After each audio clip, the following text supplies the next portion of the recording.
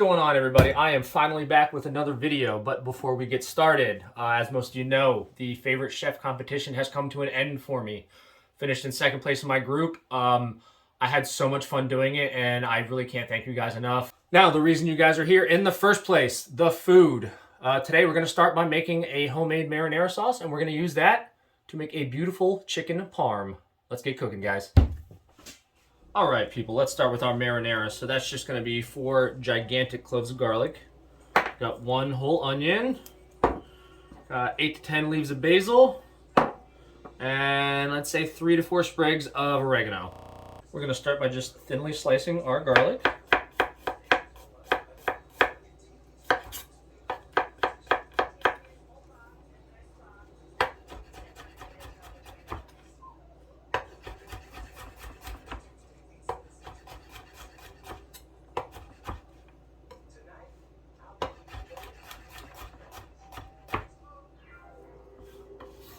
Next, we'll move on to the onion. It's important to leave the root on. It makes it so much easier to cut.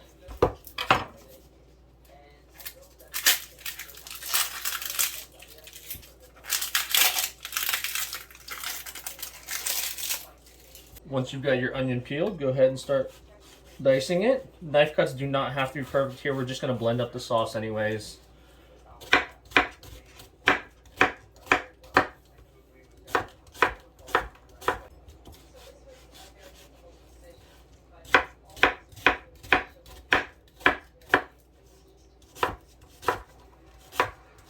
Just going to take our basil and give it a rough chop.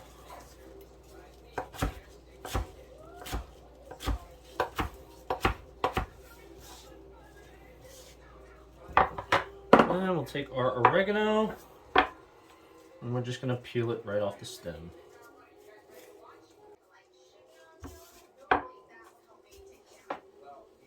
And we'll just give that a rough chop as well.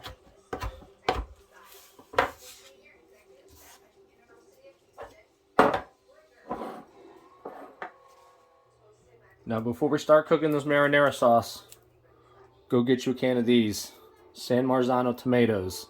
This is essential when making your own tomato or marinara sauce. Also, I failed to mention that I have a drink in my hand. You should as well. This is much easier to make if you do, trust me. Moving on, we have a sauce pot. Going in with some oil. Coming in behind that with onions. We're going to let these onions cook down for a little bit before we add in our garlic. Throw in a little salt and pepper for good measure.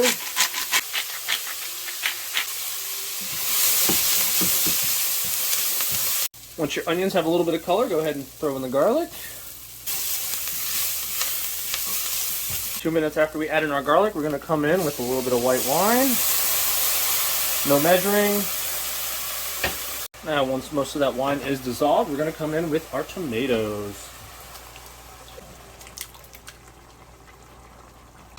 We're going to go ahead and give that a stir. Throw in our herbs, oregano, basil.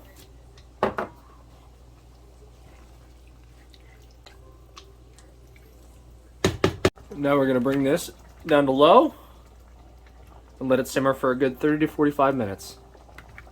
All right, while our sauce is cooking, we're going to work on our chicken. So we're first just going to get rid of some of this fat. I did clean my cutting board, guys, just to let you know. Now we're just going to take that chicken breast and we're going to split it right in half, lengthwise. But we're not going to go all the way through. Kind of want to butterfly it. Just like that. Now we take this chicken breast that we just split in half. We're going to cover with some plastic wrap and take out some frustration.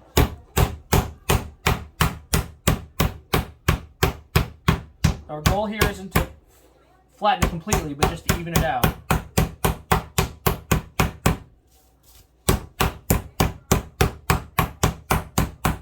There we go.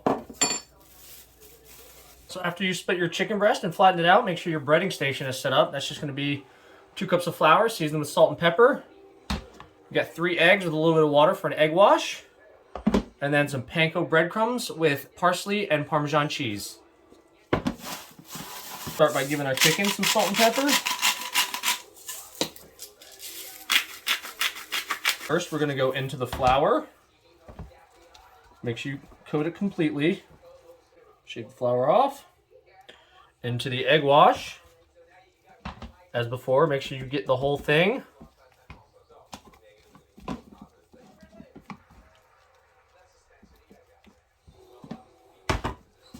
Now into the breadcrumbs.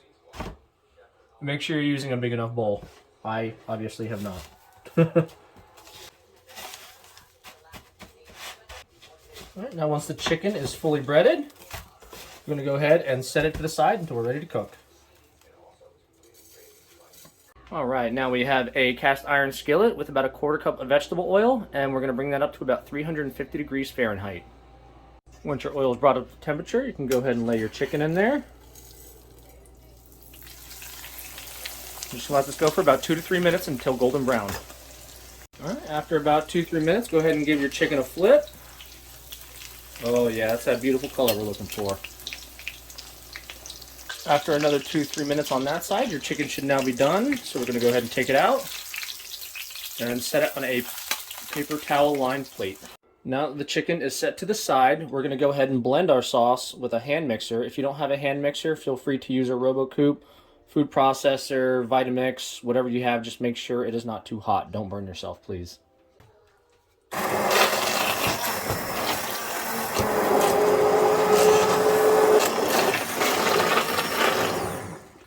All right, once your sauce is nice and blended, go ahead and let it cook down for about another 20 minutes.